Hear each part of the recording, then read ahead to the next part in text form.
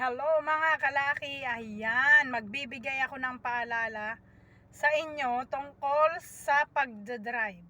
Ito yung mga dapat hindi ninyo gagawin. Kung kayo ay hahawak ng manubela, dapat huwag ninyong mararanasan ito na naranasan ko. Ayan, number 1 is puyat. Ayan, yung kulang ka sa tulog tapos magdadrive ka. Ayan. Kasi sa akin is natulog ako mga 12:30 or mga 1 na siguro ng umaga. Tapos nagising ako is 2:45 ulit. Ayan. Di ko lang kulang yung tulog ko. Ayan. Tapos, pangalawa is yung nahihilo ka. The same day yun Ayan, nahihilo ka. Huwag kang hahawak ng manubela kapag ikaw ay nahihilo. Kasi talagang malapit sa'yo ang disgrasya, ganon. Alam nyo ba kung bakit? Sinasabi ko sa inyo ito kasi napakahalaga ito Kasi yung sasakyan ko, muntik nang nakipag-kiss dun sa poste ng Meralco. Ayan. Habang hinatid ko ang mga anak ko dun sa school, ayan. Ayan yung mga naramdaman ko. Ayan.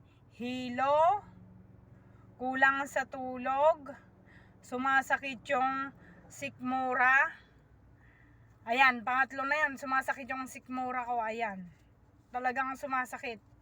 Hindi po ako nakainom hindi ako nakainom ng kahit anong inumin na pampahilo or mga ganon. Hindi po. Talagang kulang lang po ako sa tulog, nahihilo po ako at saka may sakit po yung ulo ko. Ayan. Yan yung mga sign ng kulang sa tulog. Tapos parang trinatrangkaso din ako. Ayan, kaya siguro sumasakit yung ulo ko, nahihilo ako. Ayan, tapos kulang pa ako sa tulog, tapos magdadrive ako. Ayan. Kaya kung munti kang nasagi yung poste ng talagang nakipag-kiss siya. Pero yung sasakyan ko is hindi naman ganong nagasgasan. Ayan. Talagang nakipag-kiss lang. Dumpy lang siya. Ayan. Kaya kung makikita ninyo, ayan, maliit lang naman yung niya. Konting tama lang. Ayan. Kaya kung ako sa inyo, huwag na huwag ninyong gagawin yung sinabi kong tatlo na yon. Yung nahihilo, kulang sa tulog, masakit ang sikmura. Yung talagang sinisikmura ka. Ayan. Yung parang naduduwal, yung ganon. Tapos masakit ang ulo, parang trinatrangkaso. Ayan. Kasi ang pagdadrive is dapat naka-focus ka sa daan at saka sa sasakyan na drive mo. Ayan, hindi yung kulang ka na nga sa tulog, tapos magdadrive ka pa, nahihilo ka pa, nasisikmura ka pa, ayan, trinatrangkaso ka pa. Ayan, kasi nung una is mga 4 ata or 4:20 ng madaling araw, hinatid ko na yung si Habi doon sa sakayan ng bus kasi nag-commute lang siya, iniwan niya itong car, kaya ako yung naghatid sa kanya. Tapos okay pa naman yung pagdadrive kaso lang sabi ko nga na masakit yung sikmura ko. Ayan, pinipisil-pisil ko lang dito tapos nahihilo, parang wala, nahihilo ako tapos masakit yung ulo ko. Ayan. Tapos pagdating ng kasi alas 2:45, gising na kami gising na kasi alis na si Abby papuntang work. Malayo kasi yung work niya dito sa Cavite, kaya ayan, maaga ang gising, maaga ang alis. So after na naihatid ko si Habi dun sa highway, sa sakayan ng bus, ayan, di bumalik na ako dito sa bahay. Tapos nag-prepare naman ako ng ng mga baon ng mga bagets ko papasok sa school kasi papasok nga sila. Ayan. Tapos pagkatapos nun is ihahatid ko ulit sila mga 6:30 ng umaga. So mula 2:45 nagising ako, nakadilat na yung mata ko hanggang sa oras na yon. Ayan, ganun pa rin yung nararamdaman ko, nahihilo, na sumasakit ang ulo, trangkasuhin, mainit ang katawan, yun nga, kulang sa tulog.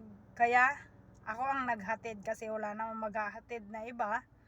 Ayan, kaya ako pa rin ang naghatid sa kanila. Ayan. So abang hinatid ko sila, okay naman. Tapos nung pauwi na ako, mag-isa ko, tapos liliko ako, doon ako na wala hindi ako naka presence of mind sa pagdadrive. Kasi doon sa paglikuan ng ganon, doon sa may poste ng Meralco is nakita ko pa yung yung nagluluto ng fried chicken. Kaya sabi ko, ba, ang aga naman na ito. Kaya yung focus ng utak ko, yung focus ko is nandun na sa magluluto ng fried chicken, wala na yung sa pagdadrive. Kaya ako naman, na todo kabig ko tong manubela.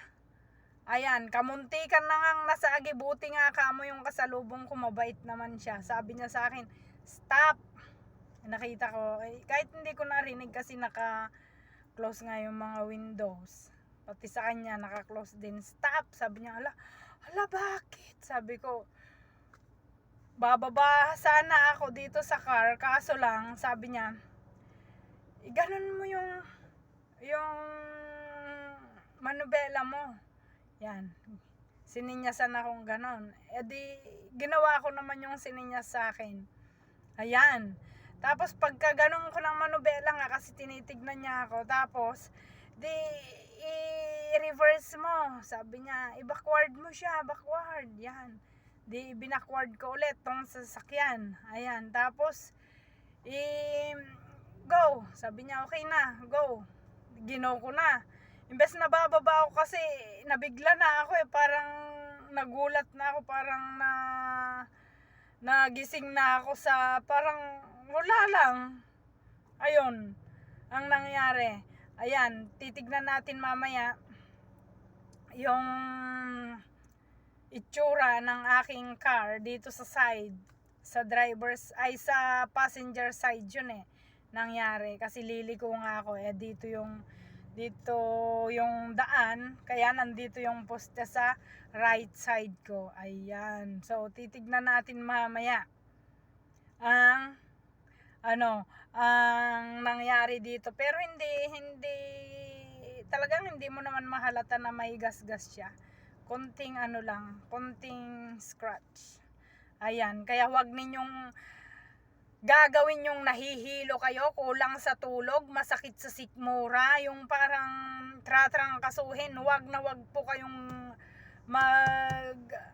ng manubela, hahawak ng manubela, tapos wala pa kayo sa presence of mind, kasi ang iniisip nga ninyo yung sakit ng ulo, yung hilo, kung ano-ano na lang dyan ang iniisip. Ayan, yung sakit ng yung sikmura. Ayan, wag na wag ninyong gagawin yun. Wag na wag kayong hahawak ng manubela kagaya ko. Ayan, para hindi po kayo matulad sa akin na kamuntikan ng nadisgrasya. Ayan, kamuntikan ng nasagi tong sasakyan ko. Ayan, kaya tignan natin dito ngayon. Ayan, dito sa side, ipapakita ko sa inyo papakita ko lang.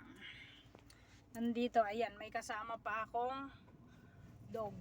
Ayan, dito lang, bababa ako dito sa sa passenger side ngayon. Yan, papakita ko sa inyo kung gaano yung scratch ko. Ayan, yan siya, yan. Eto siya, eto, konti lang naman, eto lang, dampi lang siya. Ayan, mga kalaki. Ayan, diba? Kita nyo na? Ayan. Ganyan po. Ayan. Ayan.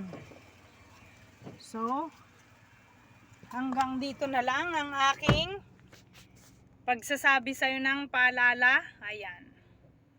Mga paalala ni Lola, ni Lucky Vlogger. Ayan, tatandaan ninyo na huwag kayong hahawak ng manubela.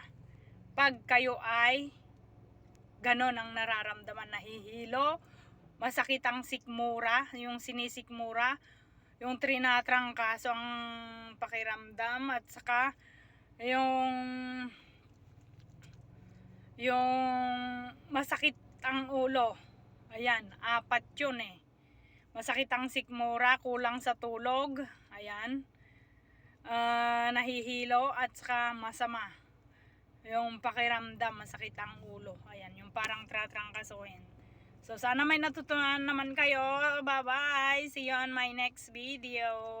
Pa-subscribe naman para mas marami pa kayong malalaman tungkol sa aking paalala at sa aking pagluluto at sa aking paglalakbay. See you again on my next video.